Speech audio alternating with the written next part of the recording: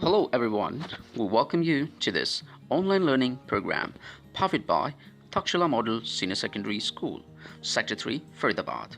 If you are looking for the best learning opportunities for your child in the present day scenario where most of the schools have detached themselves from the mainstream culture of virtual classes, Taksh-shila is set to bear the torch of knowledge and brush the darkness of lack of education aside with a team of expert teachers during the unprecedented moments of COVID-19 pandemic. In order to be a part of online learning program for the session 2020 and 21, which is open for classes nursery to 9 and 11, log on to www.takshilaschool.com and get your child registered. For more details, contact us on 7838 595248 and 7838 100 594.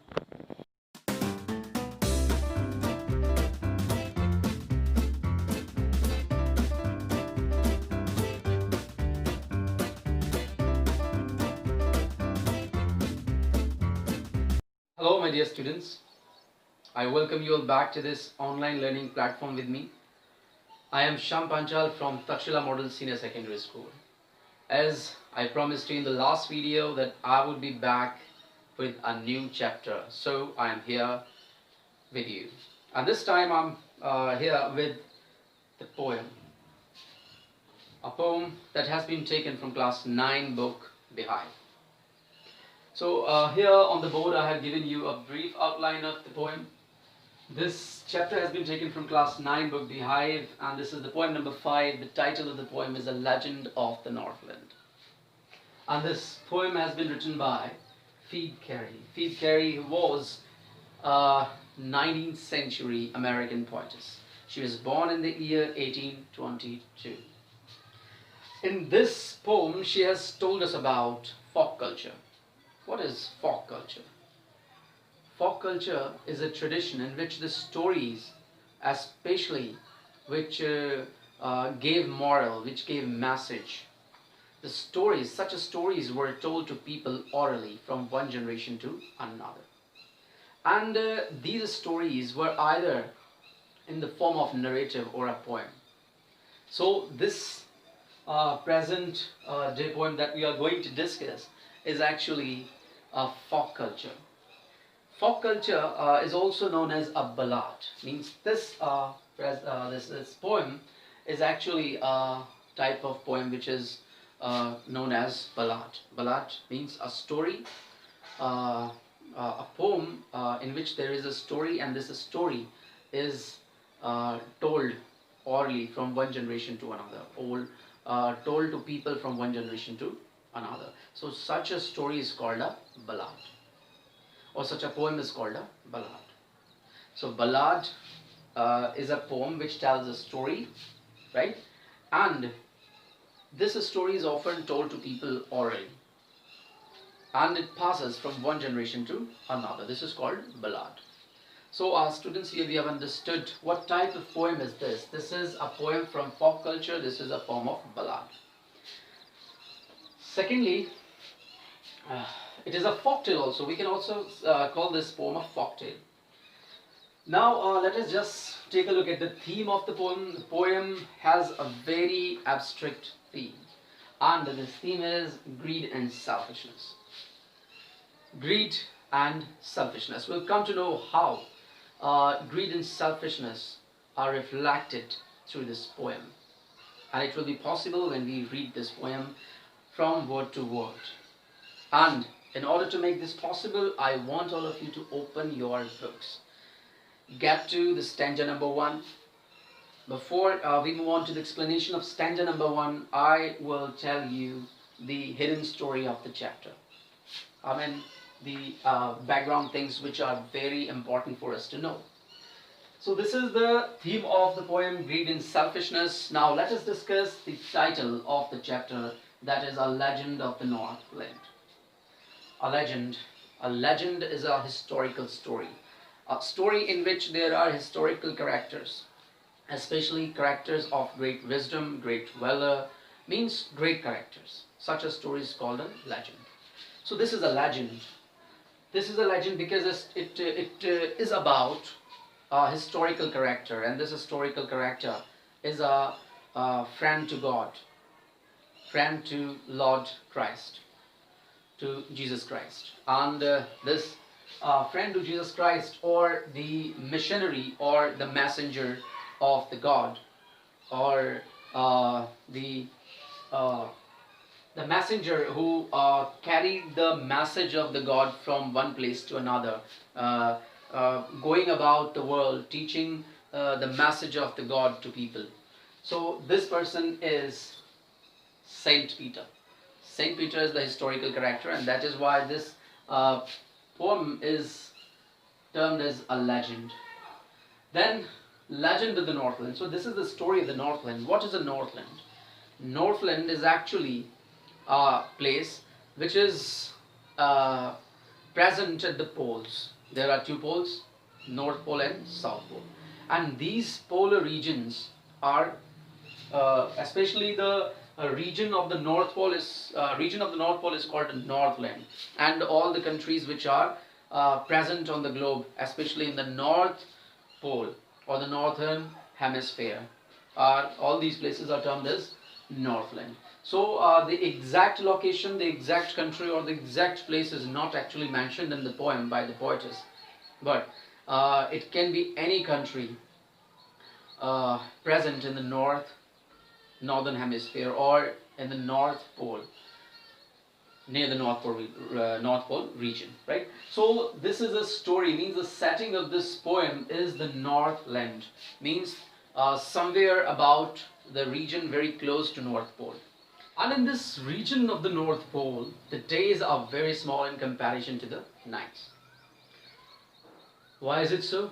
It is so because this North Pole is located in such a position that the rays of the sun do not stay longer here,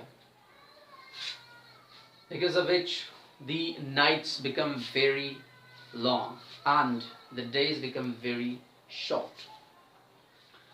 So here we have just discussed the title of the poem, right? Now let us just move on to the stanza number 1. Let us now discuss the stanza number 1. But before we move to the discussion, let me just tell you a brief overview of this story. This is a story of an old woman. The old woman actually makes cakes to keep her life going. This is the only source of her income. And one day it happens that the good Saint Peter arrives on this earth, and he continues to move from one place to another, and this is his job, this is his duty, to teach the message of the God, to teach the people about the God and his ways, right? So one such day when he is on fast, he has vowed to eat nothing. To keep a fast means it is a practice of abstaining from food, right? So he was on fast. He was very hungry because it was the end of the day, and he was looking for some food. While roaming around, he just reached that woman's doorstep. He asked for some piece of cake, and the woman just rolled a dough, and she converted it into a piece of cake. But when she was about to give this cake to Saint Peter, she thought that it was too big to be given away to him. So she rolled another cake. She made another cake, and when it was the turn to give this cake to him, she again found that it was too big, that she could not. It was too big to be given away to Saint Peter. Finally, Saint Peter got very angry, and he just cursed that woman. What kind of curse was that? We'll come to know in the story, right?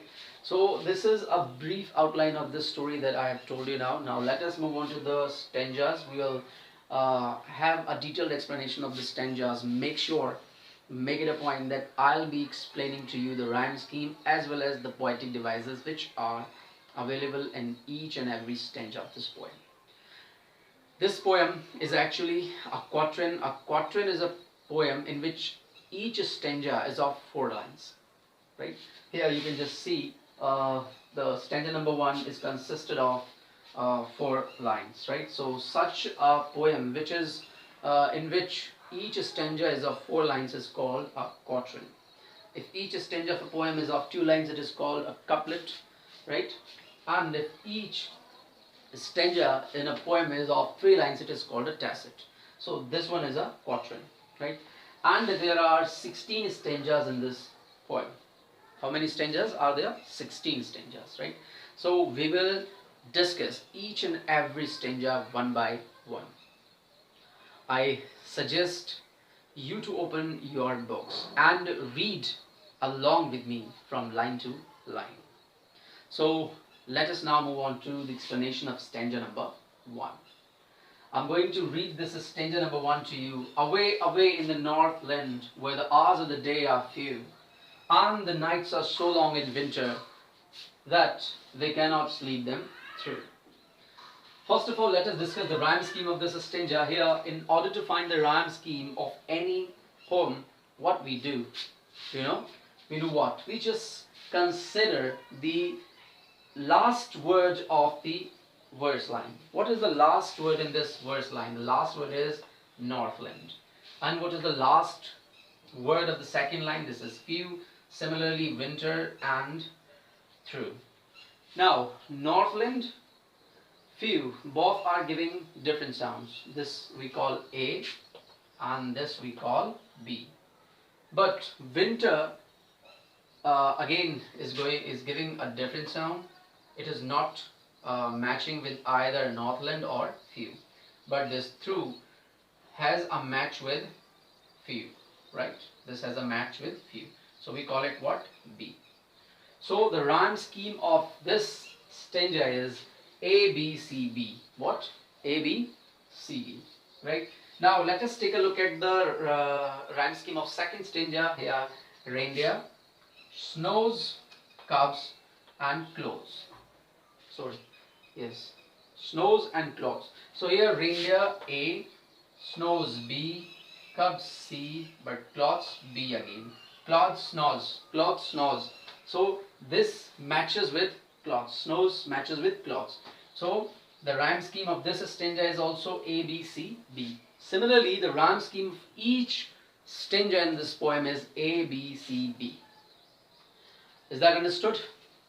Now, let me just consider this stanza number 1. Away, away in the Northland, where the hours of the day are few. The poet begins her poem with the use of repetition. Away, away. Away, away. Repetition is used to highlight the seriousness of a situation or to highlight a particular event. Here, away, away. What is repetition? I have already explained to you the poetic devices like repetition, alliteration, assonance, metaphor, simile, right, in the previous points. So here repetition is a poetic device in which the consecutive words are repeated in a verse line, right? So here away, away, both are repeated, and the repetition is used by the poets to highlight a particular situation. Here away, away means the distance, very far away in a place which is known as Northland. Where and what is the speciality of this Northland? Where the hours of the day are few. The speciality of this Northland is the hours of the day are few, means the days are smaller in comparison to the nights, and nights are so cold in winter. And the another speciality of this Northland is that nights are very long in comparison to days, and they are very cold as well, right? That they cannot sleep them through means they. Who are they here? What do the poet mean by this they? They refer to the people of the Northland. That they cannot sleep them through means the people of the Northland find it quite difficult to sleep through these long wintry nights. Long cold nights means when they go to bed and they have their full sleep, and when they wake up they find that it is still dark outside, means the sun has not risen, yet, right? So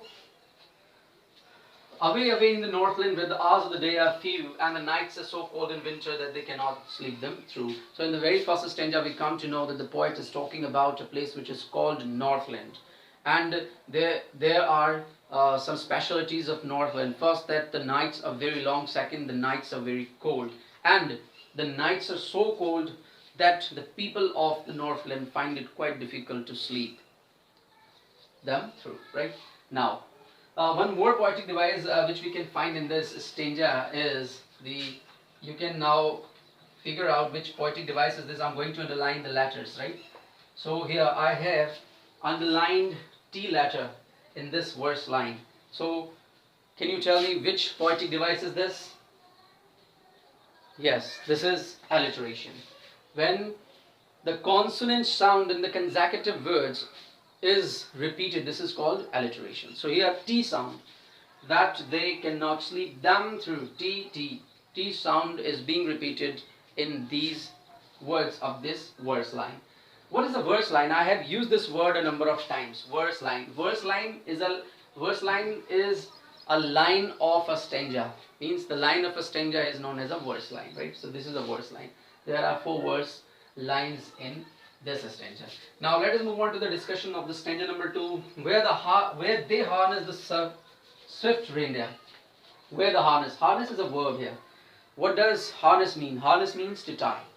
Means the people who live in the Northland, they tie swift reindeer, the very quick animal known as reindeer.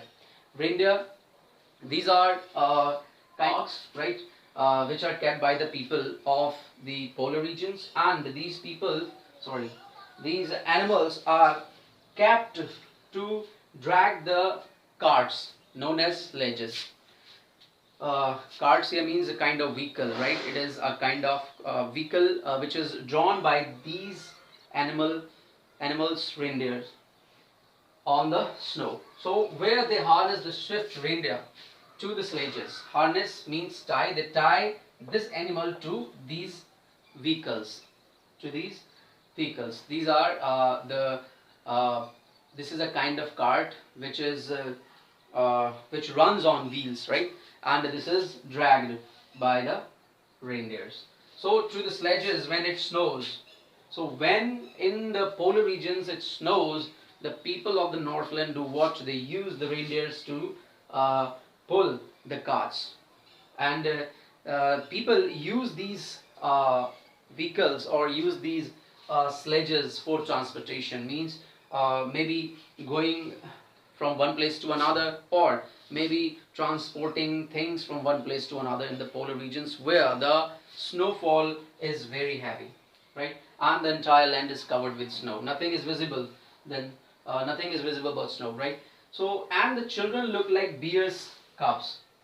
In such a polar region where there is snow everywhere, the children means the children of found in the polar regions cover themselves in woolen cloths, right? In order to keep themselves away from extreme cold. But when they cover themselves in furry cloths, in woolen cloths, they look like what? And in their funny furry cloths, they look like bear's cubs. They look like what? They look like bear's cubs. Like on the bear's body, there are a lot of furs, right? Similarly, the children look like bear's cubs. So here in the second stanza, there is a poetic device which is called simile. Simile is a poetic device in which there is a comparison between two different things with the words like and as. So here the children are compared with the bear's cubs, and the word like is used, hence it is called simile.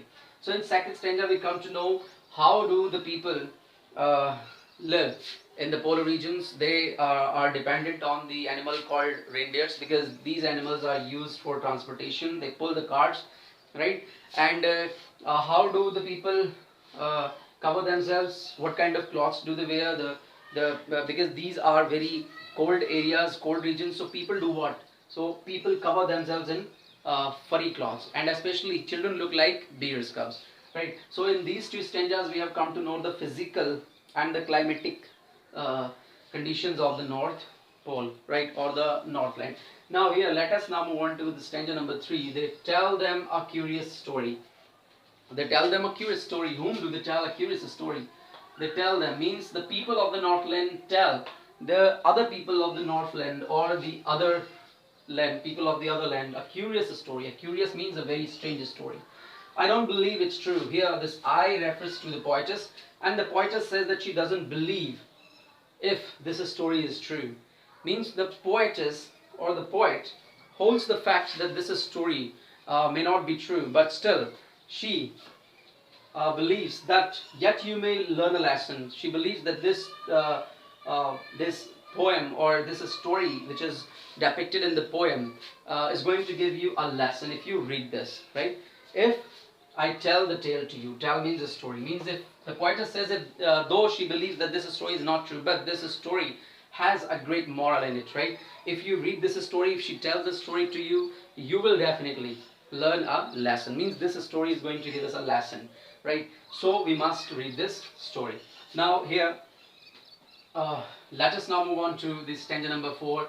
Once when the good Saint Peter lived in the world below. So here we come on to the crux of this poem. Means this is the most important part of the poem. What happens laterally? Once when the good Saint Peter lived in the world below.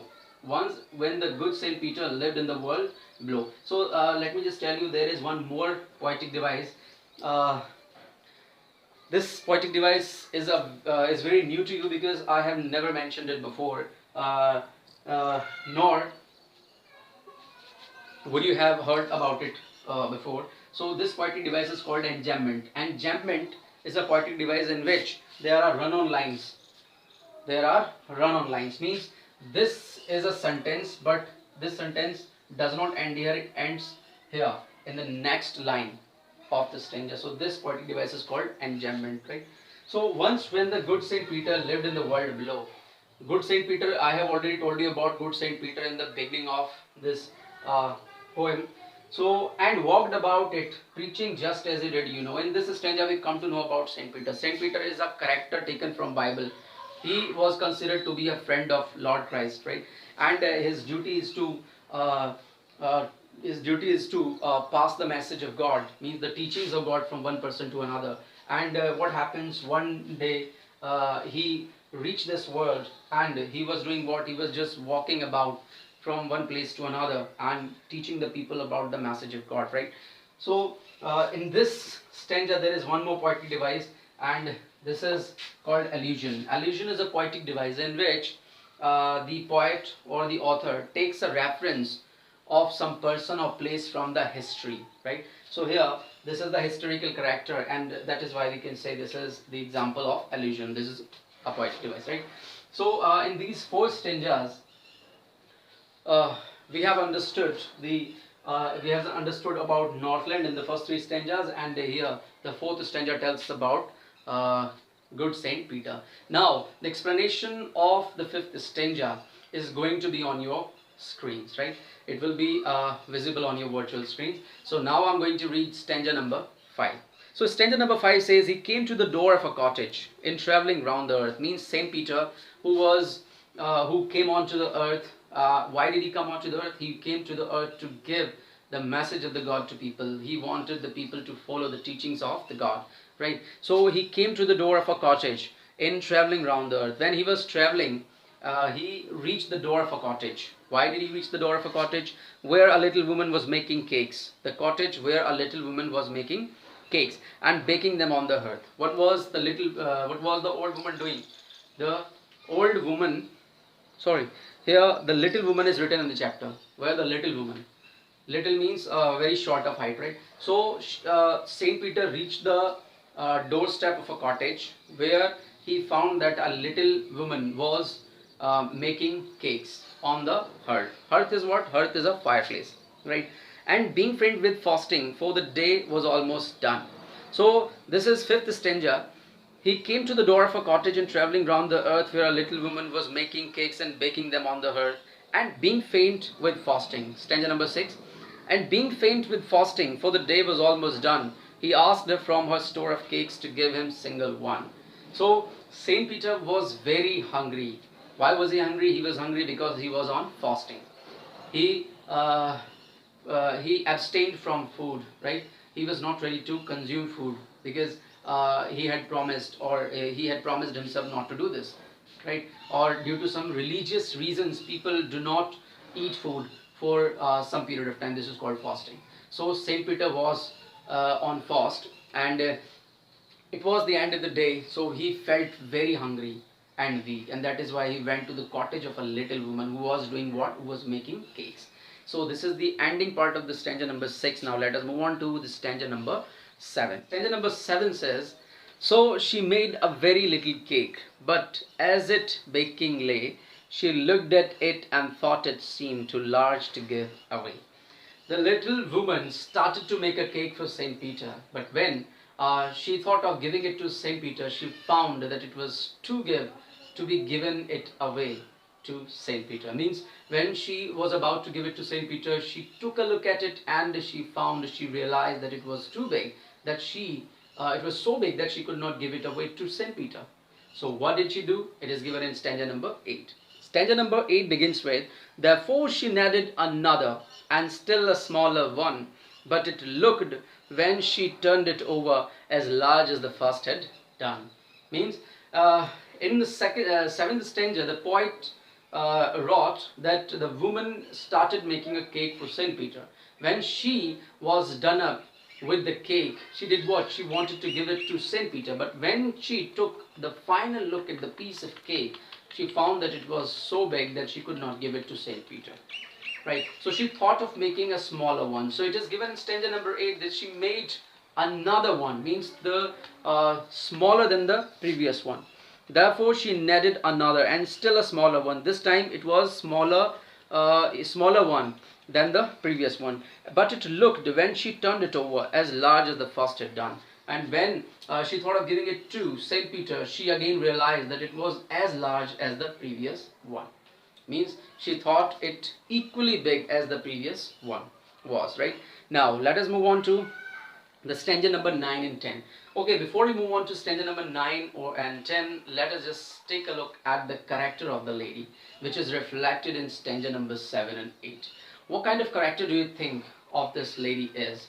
The character of this lady is she is greedy and she is selfish. This is very well reflected in these two stanzas of the poem, because when it comes to giving the piece of cake to Saint Peter, she realizes that this piece of cake is very big, that is so big that it should not be given away to any person, as well as to Saint Peter, right? So these two stanzas show the character of the little woman, the character which is she is greedy and selfish, right? Means greed and selfishness.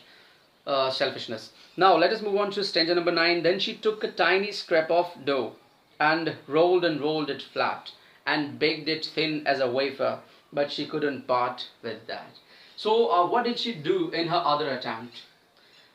She again decided to give something to Saint Peter. She did not want him to go empty-handed, right? So she did what? She again started with another piece of dough of the cake. She took up dough and she started rolling it flat as possible. As flat as possible. There is a word wafer. Wafer is a thin sheet of something, right? So she started rolling the dough into a thin piece of cake, right? And what happened finally? But she couldn't part with that. Again, when it was the turn for the cake to be given away to Saint Peter, she realized that it was again so big that she could not part with that, right? So what happened? This is given in stanza number 10. For she said, my cakes that seem too small when I eat of them all myself are yet too large to give away, so she put them on the shelf.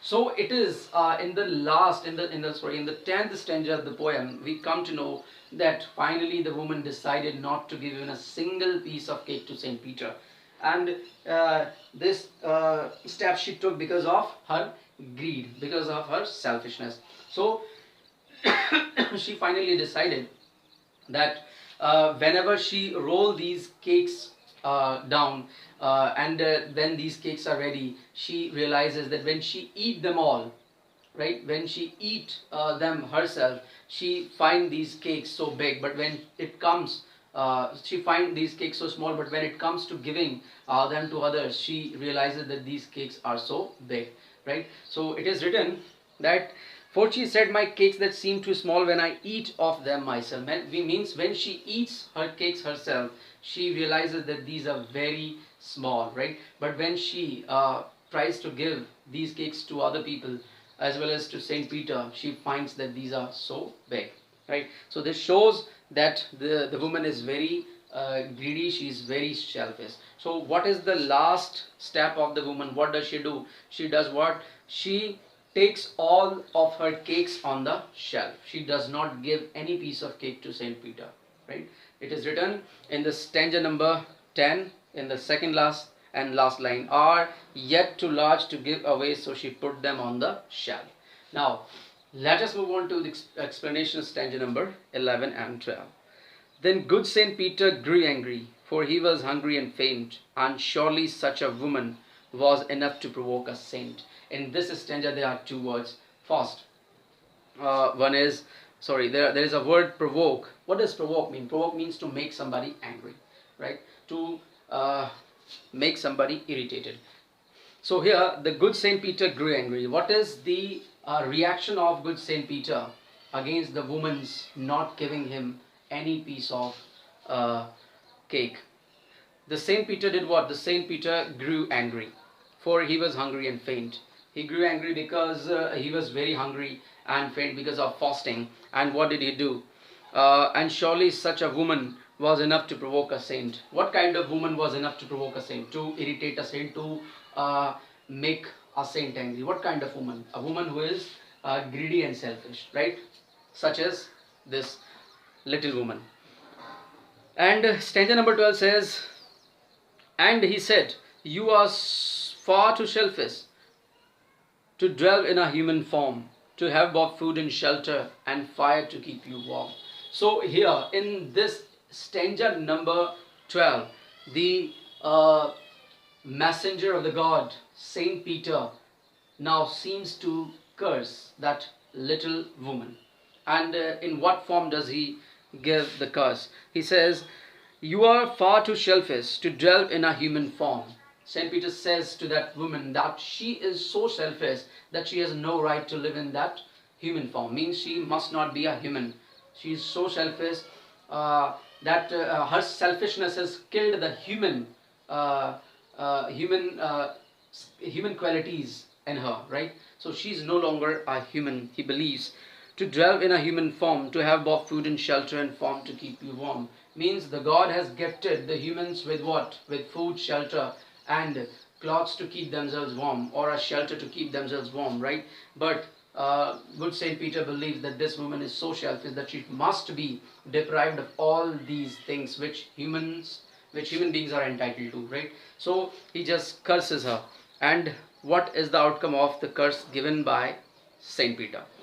Let us now read stanza number 13 and 14. Now you shall build as the birds do, and shall get your scanty food by boring and boring and boring all the day in the hard dry wood. So what is the curse that Saint Peter gives to the little woman, old little woman? What is the curse?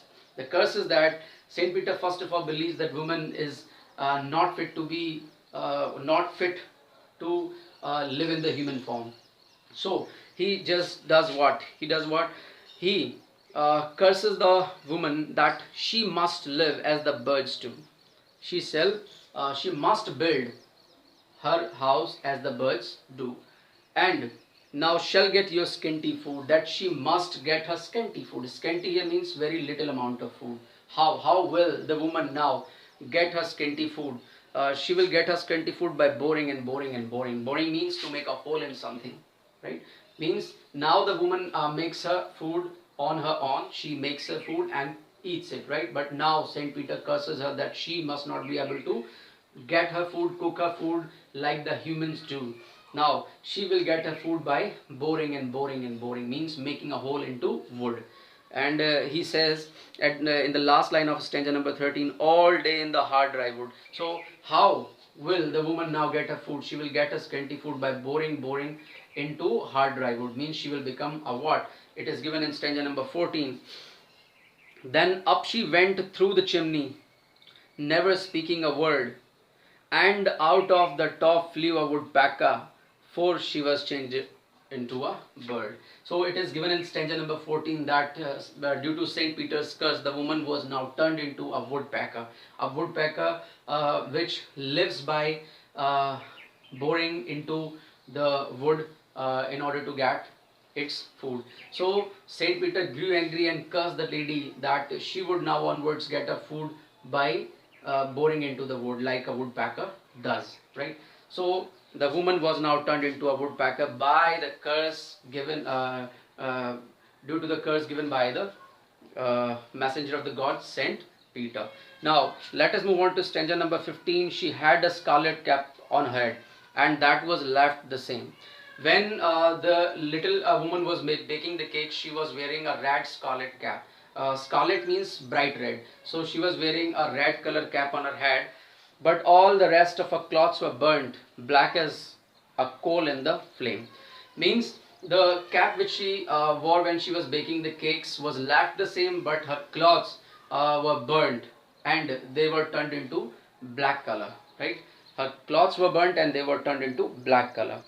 And every country schoolboy has seen her in the wood where she lives in the trees till this every day, boring and boring for food. So students, it is in the last stanza of this poem, stanza number 16, we come to know that the poet believes that every schoolboy who returns from his school sees this woodpecker in the wood. The woodpecker which is found boring and boring into the wood. What kind of wood? Dry hardwood. Means it is quite difficult for a bird to insert or to just strike into the hard dry wood to get its food, right? And what kind of food is that? That is scanty food, very little amount of food. So due to this curse of good Saint Peter, that woman, right, which woman? That selfish woman, greedy woman, who was enjoying the human form, the most superior form on this earth, right? Due to her greed and selfishness, she was turned into a woodpecker, right? So this chapter gives us the message that we must part with our greed and selfishness, right? We must not be greedy and selfish. We must be a helping hand to others. We must be helpful to people, right? Whenever there is a person at our doorstep, we must help that person with whatever we have, right? So this is the message which is given in this poem, right? Let me just tell you, this poem is meant for small children to be read, but it is given in our syllabus, right? This poem is a ballad, right? This poem is a folk tale. This is going to give us a very important message which we have discussed. So with this, we come to an end with this poem, right? We have discussed the poetry devices. We have had the detailed explanation. Even in the last stanza, in the last two stanzas, stanza number 15 and 16, there is boring and boring and boring, right? This is the repetition, and the poet wants to highlight the gravity of the situation. Here the woodpecker has to do what to get its food? The woodpecker has to strike into the hard dry wood to get its food. So this is the seriousness, this is the gravity of the situation, right? So with this, we have had a detailed explanation of this poem and all the 16 stanzas. I want all of you to read them once again from line to line. If there is any issue, there is any problem, you can just write to me on my WhatsApp number, right? And you can ask me questions about the same. You can even write to the comment box of this video. So with this, I just come to an end with this poem, and very soon I'll be back with a new chapter. Thank you very much. So till then, be happy and keep smiling.